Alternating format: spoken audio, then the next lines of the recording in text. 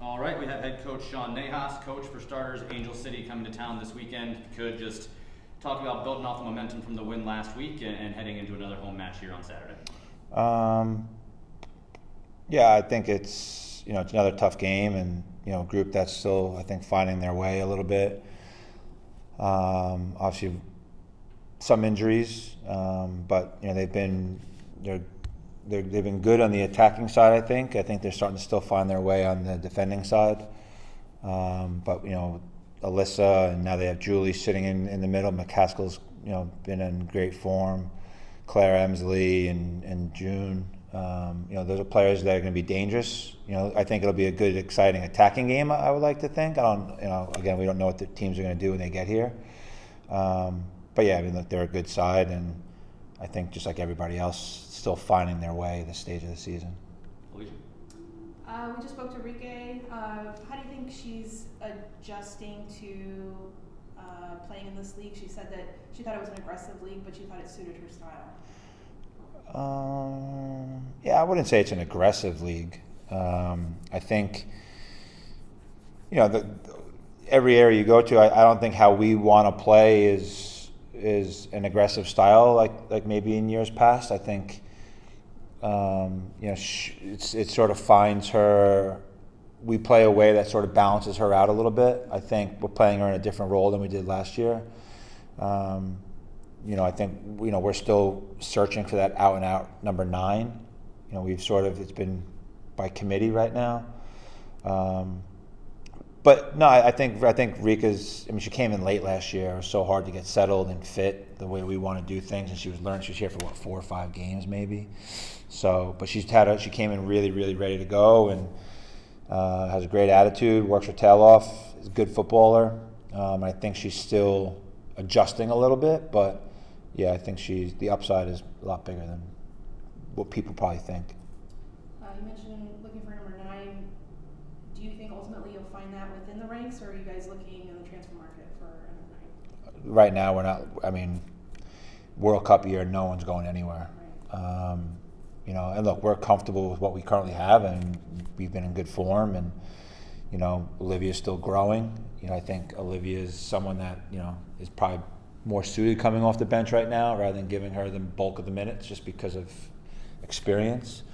Rika helps us in the press, but she also has different tendencies in certain areas. But no, I think we are who we are.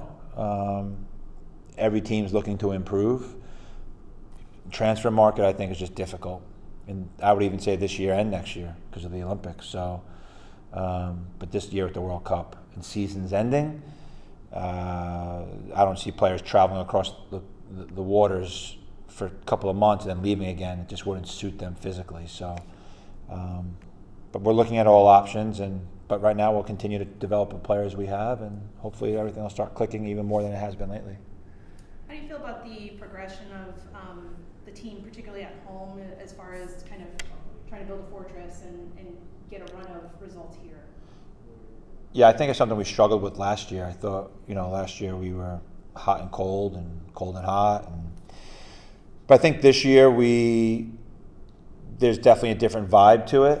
I would still like to see this place packed out, to be quite honest. A couple of games we've gone up against the Canes in their playoff. We don't know how that goes. But yeah, I mean, this place with 7,000, 8,000 people is a different energy. I think the only way you do that is by providing a good product on the field, and I think we're starting to do that. But I also think it's important anytime you get the home games that you're getting what you can get out of them. You don't really want to drop points at home, especially when we're going on such a long stretch away, which that's a whole nother conversation, which I think is, I don't know, doesn't make any sense to me. But every team is doing that, so there's no excuse. I mean, Seattle just came off they played almost all their East Coast games here already. Well, that's crazy, this early in the season. So, yeah, we always want to make the game. We always want to make our home field our home field. But when you're in a league like this, anyone can beat anybody on any given day. So, we want to give ourselves the best chance and see what comes of it. Victoria? Yeah, you kind of covered the question that I have. You got one more at home and then a big long road stretch coming up.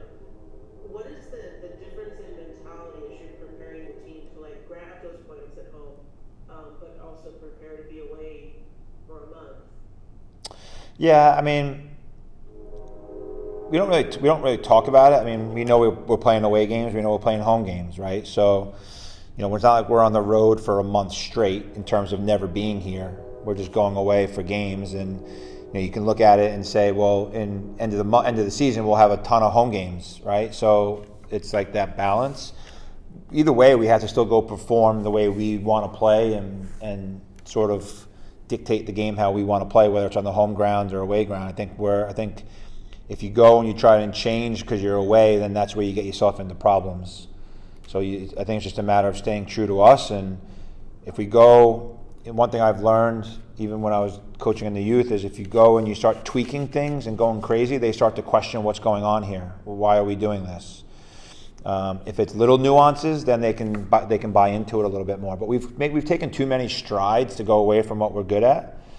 And like I've said a million times, we're really just scratching the surface of where we're at. So I would be lying to you if I said I didn't think we'd be.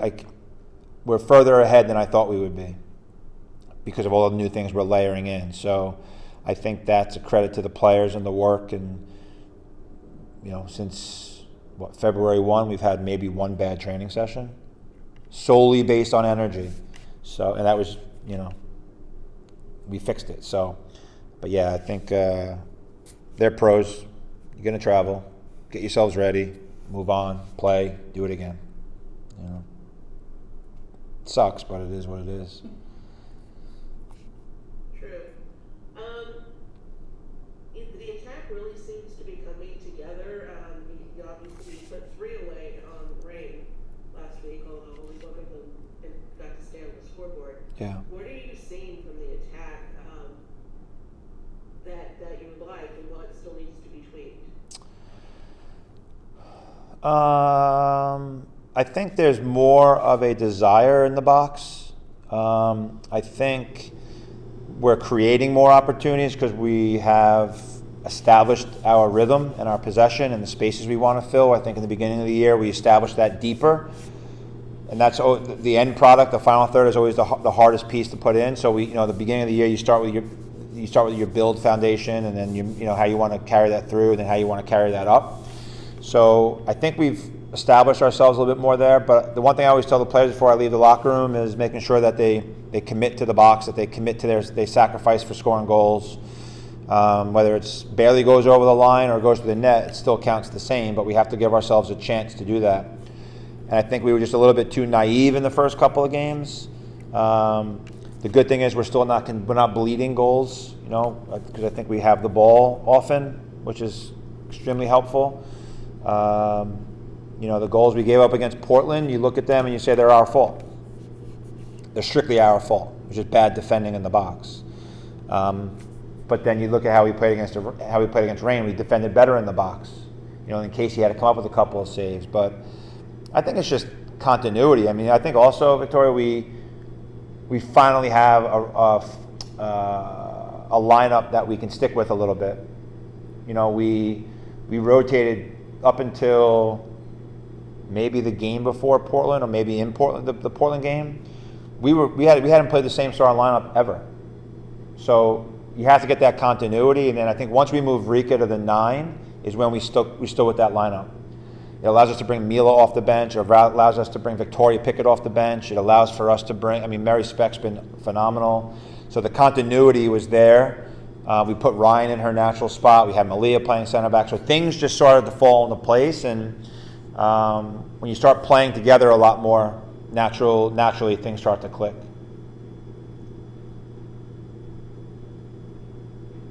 Can I ask one more question? Yeah. Can I get a sense about scheduling-wise about the Challenge Cup being during the season? What are your thoughts so far on that? Do you prefer that to having it before the regular season, or? We won it last year, and I think it affected us in Washington for a long time in the season, to be honest. Yeah. We played the semifinal in Kansas City had a day and a half off, and then came back and played. Didn't even give us a chance to get our people in our own seats, and so I think that was not properly done. I think in season's even harder, especially this year at the World Cup, because everything is so condensed. And this is what I have to, without, I'm not trying to be too critical here, but when you promote that it's $1 million prize, and you're squeezing this all in, and teams have to rotate rosters and all this stuff, what's more important, the health and safety of the player, or forcing teams to go out and play their players because it's $1 million prize? Because look, you want to do what's right by the players. You want them to have a chance to win. It's a lot of money. I still think winning the championship or the Shield should be more valuable than winning a Challenge Cup, my personal opinion. That's the hardest stretch. Winning the Shield in this league is very difficult, let alone winning a championship. That's why it's only happened once, winning both in the same year. But I'm a firm believer that the Challenge Cup should be win and move on, lose and go home. It'll lessen the schedule, the clutter. You can spread it out a little bit more evenly, and it's like FA Cup. Maybe as you get more teams, you can do that. But I think adding 6 games in such a condensed time, what we played 8 games in almost 2.5 weeks, something like that, something crazy. Yeah, Seattle opens their season up in Washington. Like Louisville plays Kansas City yesterday. They're all going to Kansas City to play each other again. Like, I just think this season is hard to play in the middle of the season. But I also thought last year it was hard to play in the beginning of the season because the players were done by the end of it. So that's why I think if you stretch it out, knockout stage or elimination, I think it solves so much. But I get all the ins and outs of it. I just think it is hard on these players for sure. But the single elimination would be like practice for the playoffs too, right? Yeah, I just look at it from, you want to put the best product on the field, and if you're putting players in situations where they're exhausted, if I go in my locker room and say, hey, I'm going to rotate you guys, they're going to look at me and say, no, we want to play. And it's hard, it's my job to say, no, we're going to rotate you. But it's also my job to make sure that the team, has a chance to be successful. Regardless of who you put on the field. I'm fine putting whoever on the field. But at some point, all that, it builds up. We shouldn't have to go Challenge Cup roster and regular season roster. You can rotate certain areas, but we're not set up to rotate everybody because you still have to put players on the field. So even though, let's say I rotate KK out, as an example, or whoever, not everyone carries two extra center backs. Are we playing players out of position? Or if I play a midfielder, they're going to have to go in at some point. So it's part of managing. I get it. But I would like to have coaches be more involved in those discussions, because I do think it is heavy on the players, but it's heavy on the coaches, it's heavy on the clubs, but I also understand the nuances of what's happening and the reasons for it, and hopefully that can be looked at a little bit more moving forward. Was it the 3rd year of the Challenge Cup, 4th year of the Challenge Cup, something like that? So it's still a baby. It's just something that I think we have to continuously reevaluate, because I just think it could be, it's been a weird start to the season. Yeah, it's been a weird start to the season. Coach, I just want to end on this. Tyler Lucy gave a great quote after the win on Sunday about how this team is fierce, they're competitive, and they play for each other. Just hearing that coming from your players, what does that tell you about the mindset of this team? And have you seen that kind of display itself both in training and on the field? Yeah, the fierce thing, I don't know what that means. I love Tyler, but I don't know what that means. The other stuff, I think she's spot on. They do love each other. They work for each other. They have a passion to help each other get better. They have a willingness to compete for each other and leave it on inside the lines and not carry it outside the lines. It's definitely unique for sure. and that was even happening when we were not winning the game. We were 1-3, whatever it was. But yeah, the group it's been fun for sure. I'll be very honest. Last year was not as fun. It was really hard. Even when we won a trophy, it was hard for a multitude of reasons. Whatever the reasons were, it's difficult. But I feel there's a fresh start here. There's a new sense of energy. There's a commitment to growth. There's a commitment to the players, the club. You know, the one thing that I wish we would do more of, and people would do more of, is when the league took a black eye, rightfully so. Not rightfully so, but for reasons out of their control. A lot of clubs, including ours, have made a lot of strides to improve, but no one's telling those stories. And I think in order for the league to grow, those stories have to be told. And I think that's important. And it may not be every club, but we're doing a lot of good things here. And I think that story needs to be told because I think we took a hard knock. I get it. I'm not diminishing anything, don't get me wrong. But I also think now people need to see the hirings we've made, what we're doing, for the players' experience, the fan experience, what we've done for the players, interviewing the players and saying, hey, what's the experiences like differently, because it's night and day from what it used to be.